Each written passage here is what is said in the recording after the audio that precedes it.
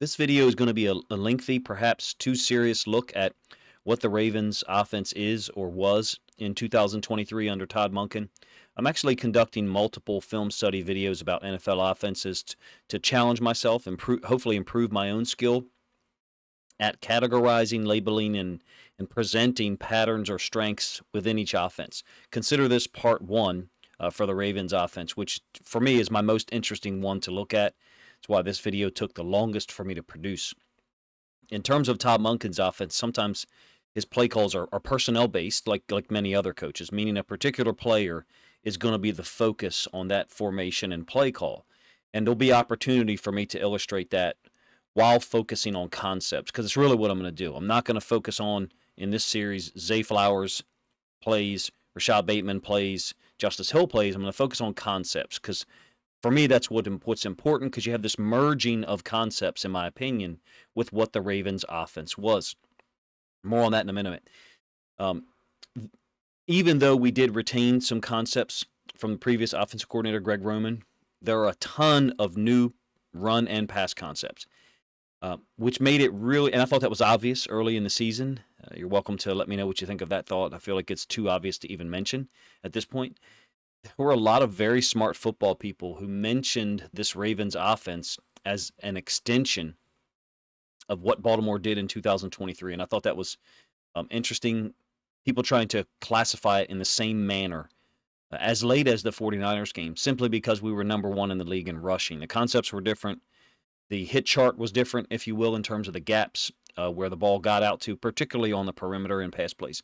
One thing I'll focus on in these videos is third down play calls. In different situations, across multiple situations. I think it's really poignant to do so with the Ravens, because we finished at 42% on third downs in the regular season, ended up tied for 8th in the NFL. Tied with the Rams, by the way. The following teams is who ranked above the Ravens and Rams. Again, tied for 8th at 42% on third down conversions. The Dolphins, 49ers, Chiefs, Packers, Cowboys, and Bills. The best offenses in the league, all of which converted at 40% or more. I think the Ravens finished at almost 28 points per game, 27.7, fourth in the league. What is this Todd Monken offense? I guess on some level you got to say, is it air raid, classic spread football? It definitely has some elements of that. Air raid's a little bit more than just the spread to me, but there's plenty of places you can look for more hardcore information in that. But the air raid is kind of like the spread on steroids at certain points. There's also hardball plays in here. Clearly, there's multiple concepts that the Ravens and Michigan have run for 2 or 3 years now. And with Greg Roman leaving as the Ravens offensive coordinator, sitting out a year, and then being now hired by Jim Harbaugh, Ravens still are running some of those same concepts, and Michigan runs those exact same concepts, and in some cases, the only two teams to run them. It's clear to me there's some hardball plays in this offense. I think that's a credit to Todd Monken, because he really adapts to his players, to the situation, no matter where he is. Tampa Bay, Cleveland, Georgia, now the Ravens. Lamar was instrumental in everything the Ravens did on offense. I think Todd Monken brought with him or installed some drastically new elements to the pass game that had not been part of Baltimore's offense under Roman at all. And I want to illustrate 2 of those here. I try to detail them out with video form and the plays illustrated and some stats to back up those situations at times. So the first thing I want to focus on here is actually not something that deals with wide receivers like Zay Flowers or a tight end like Mark Andrews or Isaiah Likely. Those guys are the engines of the offense in the pass game, no doubt. Zay Flowers had 77 catches, 5 touchdowns. I think Mark Andrews had 45 or 47 catches on 61 targets, so a real high catch percentage. I want to focus on something that was rarely used in 2022, and that's throwing to the running backs. And even in 2021, when the stats were higher for running back catches, it's the yards per catch. It's the type of threat that the running back becomes in the pass game, whether it's Justice Hill, Keaton Mitchell, even Gus Edwards. Here's what running backs did this season in Baltimore in the pass game. 56 catches combined on 72 targets. So extremely high catch percentage, if you ask me. And that's for 571 yards, if I did my math right. So over 10 yards per catch. 21 of those catches on 72 targets were first downs. Back up one year, 2022. Running backs in Baltimore had 38 catches total. And now I did not include Pat Ricard in either one of these totals, just so you're aware, for consistency purposes, because I thought he played more tight end, slot tight end, attached to the line of scrimmage in 2023. Certainly, if you back up a couple of years, 2020, 2021, Ricard was a guy that played in the backfield more often.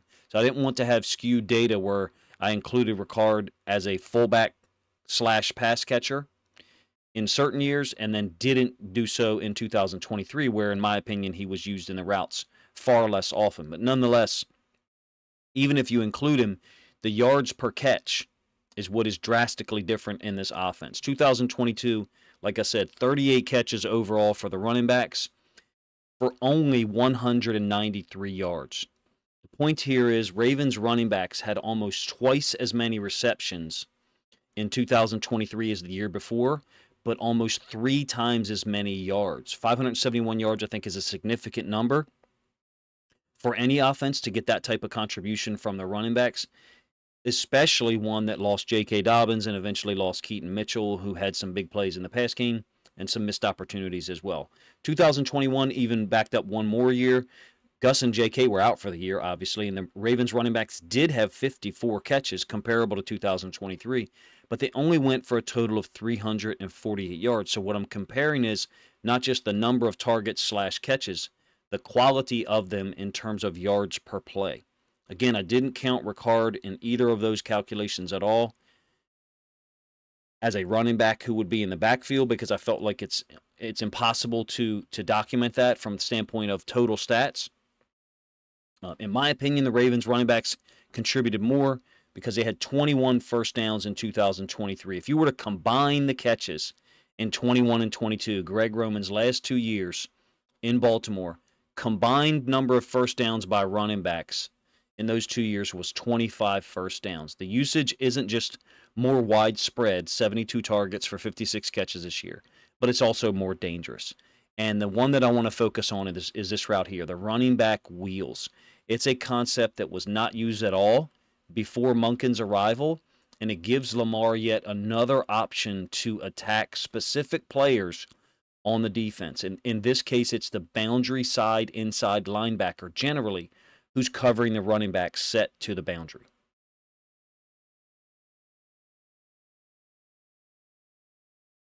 This is one we did not connect on. Obviously, the play before against the Dolphins is the touchdown I showed you initially while I was talking about stats.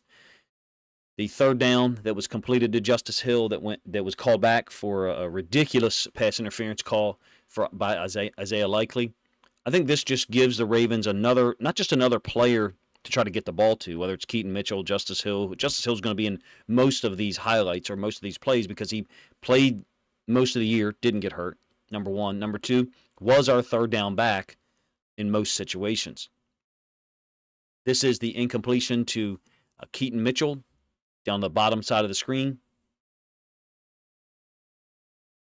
Pretty good ball by Lamar, if you ask me. Gives Mitchell an opportunity to catch the football. Nice job by the inside linebacker, who I think in actuality kind of grabs Keaton Mitchell around the 12-yard line, right there at the bottom side of the screen, and in my opinion should be called for contact downfield based on the number of things that I've seen called in the NFL the last couple of years, but specifically for certain teams in 2023, if you know what I'm talking about. There's a couple of situations here where we're putting the boundary side inside linebacker. In this case, it's field side. Keaton Mitchell's got more speed, so we're trying to take advantage of that matchup. All makes sense. Attacking specific guys, if you ask me, with every player on the field, meaning no matter who's lined up there, they are a threat either to go downfield or catch the ball in enough space such that the defense has difficulty tackling them. Hopefully Keaton Mitchell's able to come back completely healthy. I think this is a route right there, or the wheel sit, that's really going to put defenses in conflict. End zone angle, same play. So you get an idea of where Lamar is just trying to put this ball in a place that Keaton Mitchell can make the catch and or potentially get a pass interference call. That one and the one against the Dolphins, that one and the one against the Seahawks to Justice Hill fall incomplete. This was a huge play in the Cleveland win in Week 4. You got Melvin Gordon isolated against JOK, the boundary side inside linebacker, a guy we went at that week in the pass game consistently.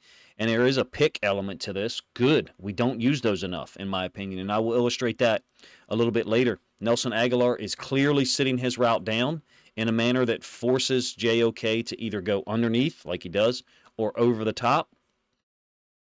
And Lamar, this is one of the more beautiful throws that I saw this year, just from the standpoint of the angle that Lamar had was tight.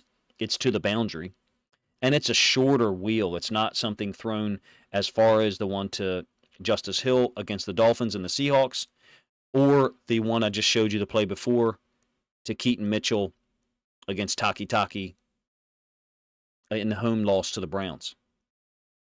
This one's on the road in week 4, 3rd and 6, huge play. I think Lamar actually converted 3 third downs here. So when I mentioned third down conversions in the lead into this, it's specific because having the running back, it's intentional, I should say, because having the running back be an actual threat, and no disrespect to any of these guys, but when we're talking about third down completions to Justice Hill, Melvin Gordon, and even Gus Edwards, there are far more talented running backs on teams across the NFL in terms of pass catchers.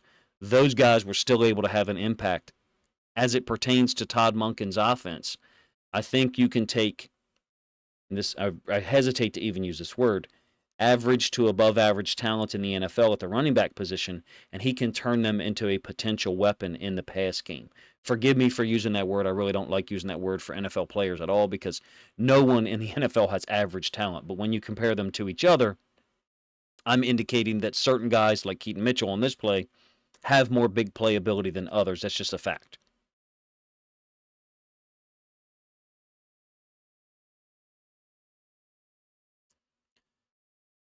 I get it that some people would say we use screens too often in 2023. There did seem to be a certain time where certain players got screens thrown to them almost too much. Zay Flowers is who I'm talking about. These, however, if you ask me, are pure genius and put the defense in horizontal conflict. I also want to mention, and I don't know that I've ever done a good job explaining this concept, the timing of our plays. If you look at the Chiefs game, we used to actually do this as coaches when we were scouting another team's offense, was click your stopwatch the moment that they snap the ball, and click your stopwatch the moment that either the next player touches the ball, a run play, a handoff, a toss, or when the quarterback throws it. And you're looking at the timing of how long each play lasts from the standpoint of the ball being distributed to someone else. Because on most plays, the quarterback distributes the ball to someone else. The timing on this one, even though Lamar is a little bit quick on his boot, he knows he's trying to get the ball out of there. It's a fake on the hide concept to Aguilar to the bottom side, and I believe it's JOK has lost Keaton Mitchell into the boundary.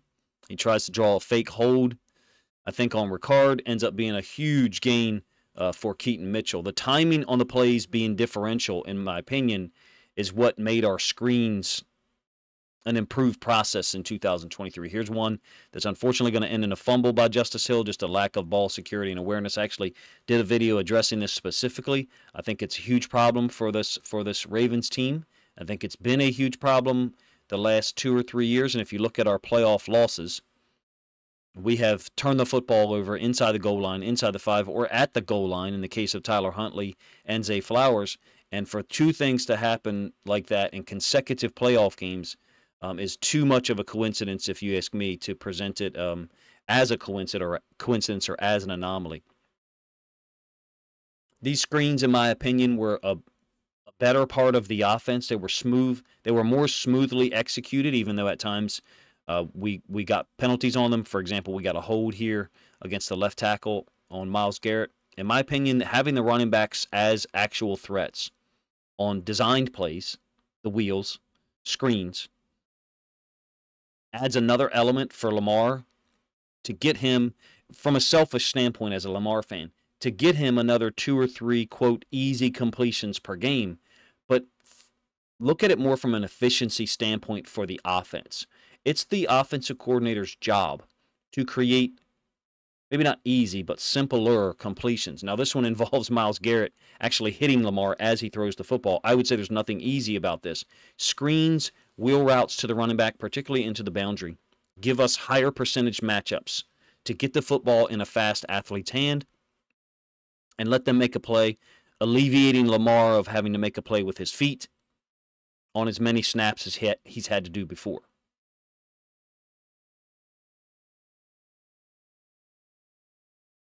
In fact, I would say one of the things that made the Chiefs' offense more efficient in their playoff run was easy completions, pick, rub routes, screens. Those guys are not throwing the ball deep downfield like they used to early in Patrick Mahomes' career. Those guys are getting the ball out quick, designed plays that utilize picks, rubs, or leverage, if you will, particularly on third downs, and a lot of quick screens. They get the ball out of Mahomes' hands quick. I would say the Chiefs' offense at this point is more of a ball control variety and relying on their defense. So this is my first two concepts that I think we're utilizing far more often: wheels to the running backs and screens, where I think we've had great success with Justice Hill, and obviously he's going to be a part of the team in 2024. Do I think that we should look at acquiring another running back? Of course. Whether it's in the draft, there'll be great talent available in the third, fourth, and fifth round at the running back position, in my opinion. We got an undrafted free agent last year, Keaton Mitchell, who, if he was healthy, tell me who the starting running back is for the Ravens week 1 of 2024, if everyone who we had this year is completely healthy. It's either J.K. Dobbins or Keaton Mitchell. It's not Justice Hill. It's not Gus Edwards. I would love to see Keaton Mitchell be healthy and be our starting running back in week 1. That's not going to occur with the type of injury that he sustained. If they look at getting a running back in the draft, which I think they will, it's going to be 4th or 5th round. There'll be talent there. Screens to wide receivers was obviously another element that added flavor because of the horizontal stretch that it provided to the defense. This is a 3rd and 5, 3rd and 6 against the Titans, where if we get any piece of, I think it's bunting at the bottom of the screen here with Bateman, then Nelson Aguilar's gone on the first possession. Lamar clearly checked to this one because he saw the stick split zero nature. And in this case, a screen gets the ball to the perimeter, and you can see the real nice line there of the offensive lineman and Mark Andrews picking up blocks, Aguilar cutting inside of there, Zeitler avoiding being called for a hold on, I think it's Al-Shahir. And then Bateman didn't get anything done with bunting down here at the bottom side of the screen. And unfortunately, what could have been a touchdown turns into just a first down. Screens to tight ends, another aspect of it. Likely was very good at this. Chipping the D end and then folding back to the flats, getting a screen that doesn't go for a huge gain like some of the ones that I've shown you before. The one with Aguilar and Keaton Mitchell screen at home against the Browns. But this is a way to generate cheap, quick, simple yards where we don't have to execute a difficult concept. Again, I hearken back to the Chiefs offense. They're doing a lot of things like this where Mahomes is getting the ball out quick and he's not having to read and execute progressions such that the offensive line has to protect him with enough time. They're doing many creative, simple things with rubs and screens that the Ravens, if you ask me, under Todd Monken are utilizing as well. Finally, running backs on third down conversions. Running backs on, quote, routes, not a screen, not a wheel, but a route that they may read or move in a particular direction based upon the coverage. In this case, it obviously is man-free, and Justice Hill beats the same player, 45, who we picked on the wheel concept twice on the first possession to great effect. End zone angle, same play, and you can see how 45 is lined up directly over Justice Hill, head up, if you will, assigned to him in man, so that Miami can bring a 5-man pressure. Greg Roman's offense just did not take advantage of some of these opportunities. I guess another way to say it is he didn't create them. This one's actually not a third down. This is a second down, but gives you an idea of what Justice Hill or any running back can do if you isolate them on a boundary side inside linebacker. Think about how some teams have attacked our defense before with our boundary side inside linebacker. I think Patrick Queens did a fantastic job in 2023, played really well in 2022 as well. Nonetheless, that is a place that teams try to attack sometimes. Regardless of how good your boundary side inside linebacker is, There will be running backs who put them into conflicts and have a speed and agility advantage, and in this case, Justice Hill did against Jones for the Rams to pick up a first down. Finally, Lamar is also able to shape shift, and make things happen that maybe weren't part of the scheme. We all know that this is a huge completion to Gus down the right sideline that Lamar kind of took out the back door, meaning he went the wrong way because there was pressure in front of his face, and Gus slides into the open space and Lamar finds him. Surely these guys have practiced these things, no doubt, but Lamar making them happen in games outside of the structure of the offense just make things look all the better. And I do understand that this long completion to Gus Edwards adds 80 or 82 yards, I think, in fact, to the final total for running backs. But these things happened enough within the structure of the offense such that I think it's a new dynamic, completely new dynamic to the Ravens offense, and something that might even be expanded upon more if we do more of these things. So this is a third down, third and short. In fact, against the Texans at home, I still don't think we do enough of these things. I'm not going to go into the Chiefs offense again, but this is what they do. Use leverage and pick/rub concepts. Check out Bateman, how he gets directly in the window of the slot defender who would potentially be there to go after Justice Hill. The motion and everything is designed to give us space to pick up this first down. You say, well, it's a short gain, coach. It's a first down. And we retain possession of the football, and we put them in horizontal conflict, and we can set up future plays off of this. In my opinion, things like this where we're shielding, picking, or rubbing a defender such that they can't get to the targeted receiver, in this case it's Justice Hill, into the boundary, we could do more of. We utilize this far more often in 2023 than in previous seasons, and I think there's opportunity for us to do that even more. Another concept that I think is loosely related to the running back wheel is a slant flat combination that the Ravens used often, along with snag flat, which I'll discuss in a moment. So slant flat has the backside X oftentimes running a slant route and the running back releasing into the flat. So that's where I say it's loosely related to the wheel. If you'll check out Gus Edwards running to the flat, at least the initial part of his stem looks like it could be a shoot route into the flat or a wheel. Now we know with Gus Edwards it's not going to be. The Ravens, as you saw in the clips I've already illustrated, ran their wheels with Keaton Mitchell and Justice Hill. In this case, this is smart usage of a veteran wide receiver like OBJ, along with Rashad Bateman. Guys who can get to the inside position against whatever coverage, but mostly man. This particular case, Lamar appears to be looking to this side of the field immediately, sees the corner sitting in the flats, potentially to take Gus Edwards on the shoot route or the flat route, hits OBJ over the middle. Huge gain. I think this was the first possession against the Titans week 6 in London. I might be wrong. It could have been the second possession. But the point is, you're talking about the backside X receiver running a slant while the running back goes into the flats. I think it perfectly complements the running back wheel. I also think it's interesting that we didn't use the running back wheels down the field until, I believe, week 9 against the Seahawks. I did show you one in the earlier cut-up of Melvin Gordon catching a wheel against JOK in week 4, so certainly that's early in the season. That didn't appear to me to be a down-the-field throw or a down-the-field option, and in fact, where Lamar completed it, I think was 13 yards down the field from the line of scrimmage. But you can see how this works out. When you get a blitzer from the boundary, corner is ISO'd up on the X, running back is going to be handled by the safety, Derwin James, who's going over the top, opens up all that space in between the top of the numbers and the hash for a quick slant to get a first down.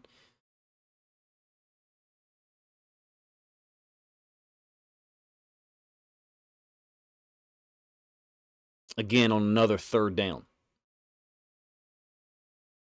Oftentimes we tagged this when the running back was away with the one-man screen concept away from the slant. So this is OBJ's slant week 7 home against Detroit. Now the running back is on the opposite side, as I've illustrated in the first set of plays, the running back wheels, and then the initial slant concepts that you saw here.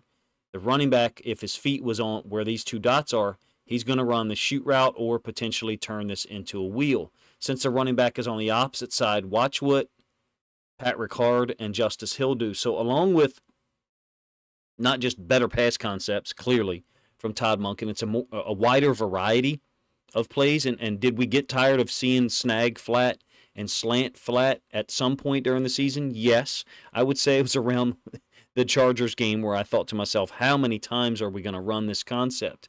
I do like having built-in options that are later in the progression. Let's imagine for a moment here that Lamar doesn't have this window between these two players to throw the ball. I love having this option to come back to later, meaning opportunity to throw the ball to the running back, in this case Justice Hill, behind a player, Pat Ricard, who could be used as a lead blocker. It appears to me to be a cover 3 by the Lions, and Lamar has stuck this throw in between the hook to curl player and the curl flat player. But nonetheless, having more built-in options along with the quick game slant snag stuff is just something that Todd Monken brought with him. What does it set up if you're running the slant so often? The sluggo concept. Did we hit some sluggo stuff in 2022? All I remember is Demarcus Robinson's big catch for a touchdown against the Bengals in the playoff loss in the wild card round of last year. That's the only sluggo that I can remember. Here we have first play of the game. Lamar is targeting Rashad Bateman, and I still think this is a completed pass, but it goes down as an incompletion. Bateman faking the slant to the inside. I think it's Xavier Howard biting on it pretty quick. And then Bateman takes his route up the sideline on the next step. Lamar targets him. Beautiful stuff. The sluggo, in my opinion, we could use earlier in the season to open up the slant even more. I think the sluggo concept was used perhaps sparingly so, meaning we didn't go to it too often, and I think it was something that was there early, but certainly the slant we had a lot of success with. Another example of, I'm not sure that I would call this a sluggo. This is OBJ making an in cut in the corner, jumping it immediately, and then Lamar adjusting and throwing the ball back to his outside shoulder for a huge play, 20 yards on a 2nd and 10. Lamar's initially looking over here. The corner has no idea about that. He's just jumping this. So he's not jumping Lamar's eyes. He's jumping anything OBJ does to the inside. And OBJ, just being the savvy and smart player that he is, sees it, adjusts his route back to the outside. Big completion. Great job by Lamar, if you ask me, on a rainy day, if I recall, of having enough control with the football to come back right to left. I think to what is his third read, if you ask me. I think it went 1, 2, and then 3, at least the way that Lamar's helmet pointed. Let's do it that way. And then whipping the ball back out there to the outside shoulder to OBJ. Again, not a sluggo concept from an intentional standpoint, but the way it worked out from a play during the snap certainly ended up looking like a sluggo. So snag flat. We ran this a ton, not with 2 running backs on the field very often. This is Keaton Mitchell going across the field in motion. Justice Hill was on the field at the same time. So snag flat as opposed to the receiver running on that path. You got a tighter alignment, so it kind of takes that away just by alignment.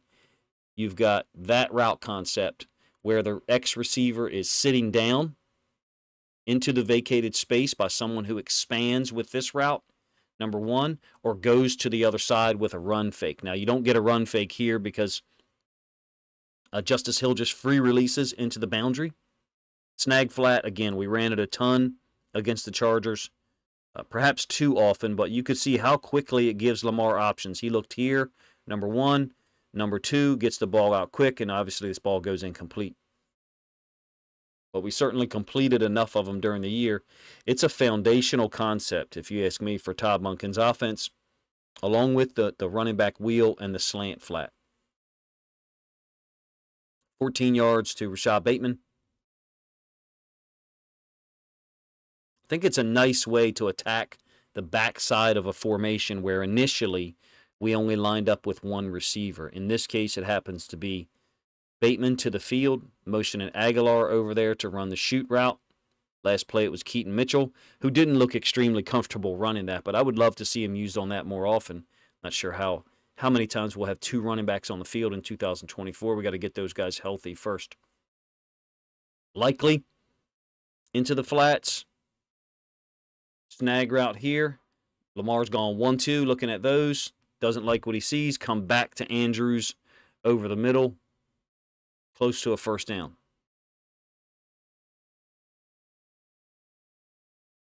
What it provides, if you ask me, is a quick 1-2 read for Lamar, and you've seen at least 2 instances now of him getting to the third read, I would say in a very fast manner.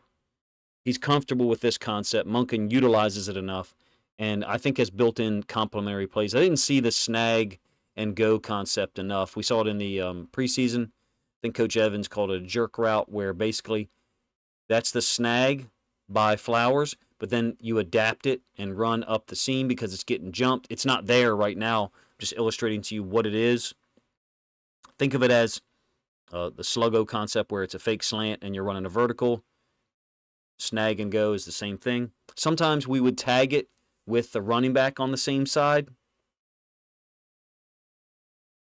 and a counter run action to this side of the field, along with a snag flat concept to the opposite side. This, to me, is a play that tells you a lot about Todd Monken's offense.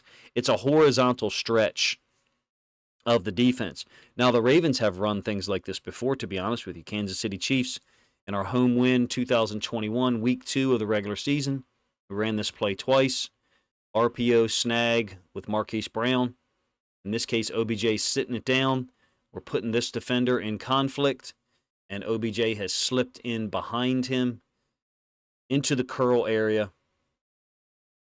Quick, easy completion for Lamar. Kind of a sidearm throw, if you ask me.